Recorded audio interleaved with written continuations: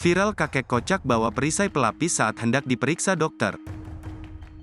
Viral sebuah kejadian nyeleneh dialami seorang dokter wanita yang mengecek kesehatan seorang pasien, malah tidak merasakan denyut jantung dari orang yang diperiksanya. Setelah diraba, ternyata di balik baju pria ini ada sebuah benda yang menghalangi stetoskop. Lantas pria yang diperiksa ini pun bereaksi dan ingat bahwa ia menyimpan sebuah map plastik di balik bajunya.